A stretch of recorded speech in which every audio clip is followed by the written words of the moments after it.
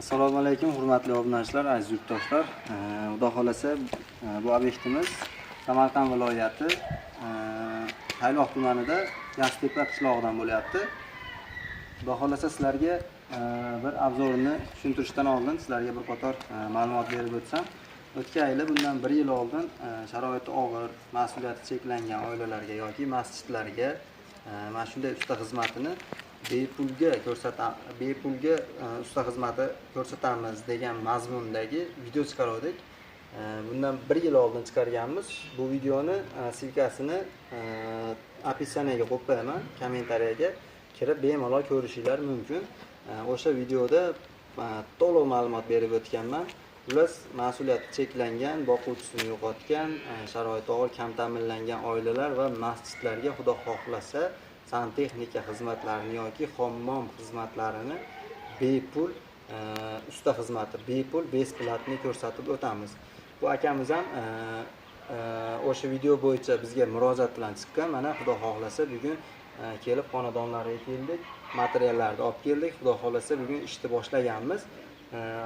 Qanday bo'ldi endi aka bu videoni qanday chiqib qoldi sizdan? Mana shu video 1 yil oldin qo'yilgan video. 1 yil oldin hammomni korobkasi bitgandan keyin YouTube'ga kirdim. Zamonaviy hammom qurish narxlari, usullari deb yozganimga bir gala videolar chiqdi. O'shalarni ko'rib ustalar narxlanish bo'l, mahsulotlarni narxlanish bo'l deb shular bilan tanishib chiqmoqdim. Siz videozni ko'rib qoldim.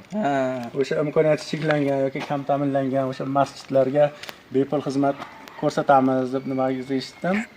Keyin baxtlar like uchun aytaveradi deb birinchi nima qilib ishonmadim. Keyin bir telefon qilay qani deb telefon qilisiga bog'langanimga bo'ldi, agar realni shunaqa bir voqea bo'ladigan bo'lsa, sharoit og'ir, bir imkoniyat cheklangan bo'ladigan bo'lsa, biz besplatni xizmat ko'rsatamiz deganingizga sizlarga kim murojaat qilgandim. Qancha kutdingiz endi? Endi shu dekabrda 10-15-larga gaplashgandik-da, 2025da dekabrda gaplashganmiz. Undan keyin endi obyektlarimiz ko'pligi uchun jicha uzoq ketdi-da. Endi bugun 24-fevral bo'ldi, xudo xolasa. 24-fevral mana kelib ishni boshlaganimizga bugun 2-kun. Kecha bozorlik qilib kelganmiz, ozroq ish ham qilganmiz. Bugun mana ishni boshlaganimizga 2-kun bo'lib turibdi, xudo xolasa. Aslan 1-kun bugun ishni boshlaganimizga. Endi ko'pchilik o'ylaydi-da, haligi bekarga qilyapti, qo'l uchida qilib ketishi mumkin deb o'ylaydi-da, endi ko'pchilik. O'ylaydi, beqo'l bo'lgandan keyin. Shuna deb misol 1000 ta odam ko'rsa, 1000 ta odam 1000 xil xayolda-da, 1000 xil xayolda ko'radi. Xudo xolasa bu obyektimizga bitta nom qo'yamiz sizlar bilan, tomoshabinlar bilan birgalikda, obunachilar bilan. Endi o'sha nom orqali mana shu videoni, mana shu obyektni kunligini kunda qilgan ishimizni videosini qo'yib boramiz. To'g'ri sizlar mana shu qo'l uchida qilib ketadi deb o'ylamasliklaring uchun xudo xolasa pulga qilsak ham, bepulga qilsak ham, xudo xolasa hammasini qo'ldan kelgancha chin yurakdan Alloh uchun, savob uchun qilamiz. Xudo xolasa mustahkam qilib, zo'r qilib beramiz.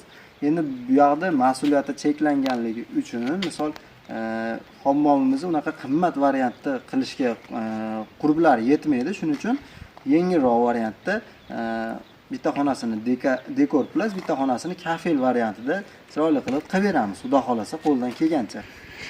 Endi bu yog'imizni o'zini yig'ib qo'ygan pullaringiz bor, o'shindan qilinyapti endi materialiga, to'g'rimi? Inson uchun birinchi o'ringa hammom kerak. Salomatligi, tozaligi uchun ham.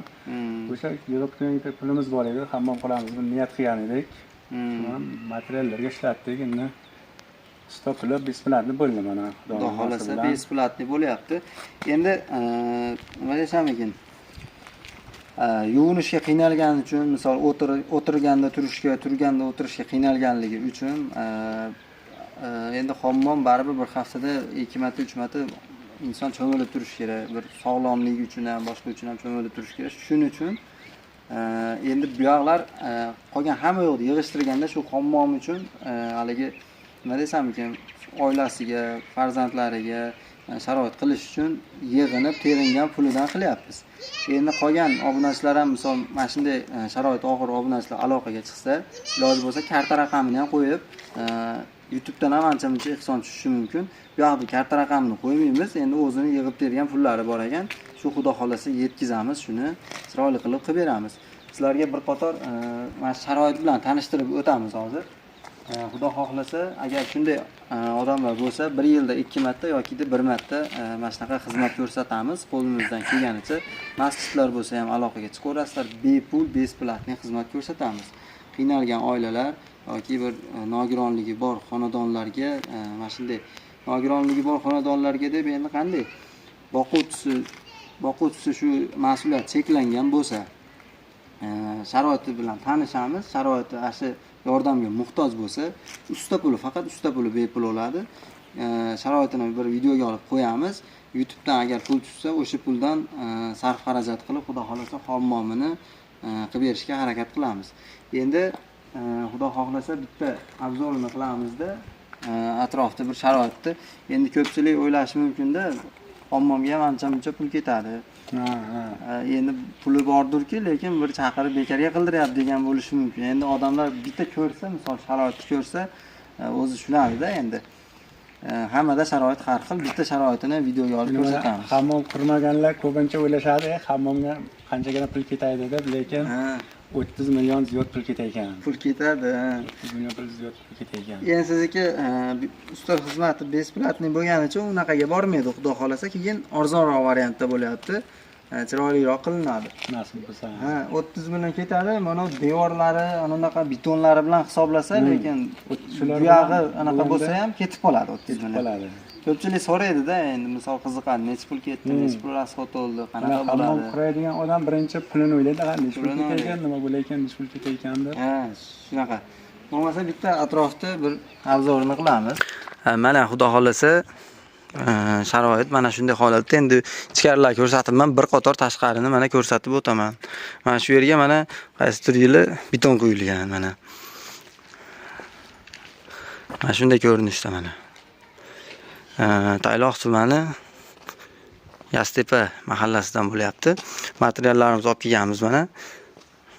Mana shunday qolgan pulga qilayotgan joylarimizda ham xuddi shunday mehnatda bo'lgan, mana shunday miniatalardan ishlatilgan. Bu yerda ham xuddi shunday. Xudo xolasa mana shunday sharoitda yashayotganlar mana. Xudo xolasa materiallarimizni olib kelib qo'yganmiz. Mana kecha bozorlikni qilib materiallar olib kelingan. Hammomimiz mana bu yoqda, mana Shilaka bloydan qurilgan hammom bo'lib turibdi. Ichkarida ishlarni boshlaganmiz. Bu ishlarda kunligini kunda xudo xolasa mana rekalar to'qish jarayonida bu ishlarda kunligini kunda xudo xolasa sizlarga mana o'zingizlar fikringiz uchun videoga olib qo'yib turaman. Har kunligini kunda. Bu obyektimizga bitta nom beramiz, sizlar bilan birgalikda. O'sha nom orqali video chiqadi. Kommentariyaga o'sha nomni o'zingizlar bir aytib o'tasizlar. Videoni mana shunday bir mas'uliyat cheklangan yoki hammom qildirmoqchi bo'lgan tanishinglarga yoki asha masjid qurilishi bo'yicha kim boshqosh bo'layotgan bo'lsa, shunaqa joylarga videoni maksimalniy darajada jo'natib yuborib qo'yasizlar, xudo xolasa. Mana shu ko'rinishda bo'lyapti. Mana hammomimiz ham xudo xolasa shu ko'rinishga keldi. Uyda egasi bilan mana o'zi ko'rib turibdi, yoqyapti axir sizga. Albatta, shunday hammom bitadi, yoqmaydimi usta. Endi bo'lsa, seykalari ham mana mustahkam va xudo xolasa ko'pchilik o'ylaydi-da, qo'l uchida qilib ketadi deydi. Endi har kuni bu obyektga bitta nom beramizda, mana shu obyektda har kuni kunligini kunda ishini qo'yib borishga harakat qilaman, xudo xolasa. Endi ishtobi haligi har kim har xil o'ylaydi-yu. Shu yomon o'ylamaslik uchun, qo'l uchida qilib ketdi degan maqsad bo'lmasligi uchun har kunligini bo'ladi. Har kunligini kunda qo'yib boraman, xudo xolasa. Endi ishonmaganlar uchun, ishonmayotganlar uchun mana akamiz xudo xolasa bemalol aloqaga chiqaverasizlar. Bizga 1 so'm pulinglar kerak emas. Mana shunday 1 yilda 1 marta yoki 2 marta faqat savob uchun masjid yokida kam ta'minlangan oilalar, nogironligi bor boquvchisini yo'qotganlar, shunaqa oilalarga faqat 1 yilda 1 marta yoki 2 marta. Endi mana shu hammomni ham misol biz qilib beradigan bo'lsak 15 millionga qilib beramiz, 10 millionga qilib beramiz. Lekin ana shu 10 million, 15 million pulni qo'limiz bilan sizga shunday bera olmaymiz-da. Shunday, lekin ish bilan ko'rsatamiz. Endi qo'limizda hunarimiz bor ekan, Xudoga shukr, Allohga shukr. 10 kun vaqtimiz ketsa 10 kun dam oldik, 15 kun vaqtimiz ketsa 15 kun dam oldik deb turib sizga mana shu hammomni qurib bitkizib yordam qilishimiz mumkin. Endi mana shu hammomda to'liqsiz sizlar foydalansanglar, xudo xolasa bizga savob kelib turadi. Biz uchun mana shu yutuq. Shu bizga bir so'm pullar kerak emas, boshqa kerak emas. Xudo xolasa. Endi savob ishda har kim qilish kerak degandan bu bir katta bir savob. Andijondan Samarqandga kelib besplatni ishlash bu bir katta ish. Xudo xolasa. Sizlarga ta'lim tarbiya bergan ota-onalaringizga rahmat. Rahmat. Shu topganlaringiz faqat yaxshi kunlarga, to'ylarga, uylarga ishlatingizlar. Xudodan qaytsin, bizlardan qaytmasa. Bitta duoni qilasiz, yana ishni davom ettiramiz bo'lmasa. Allohim mana shu ustokalarimizni omadini bersin, shu topganlar yaxshi kunlarga bersin, ota-onasini hajga yuborish nasib qilsin, hoji ota, hoji onalar bo'lib bersin. Shu Xudo rizqiga rizq bersin, topgan yaxshi kunlarga ishlatsin.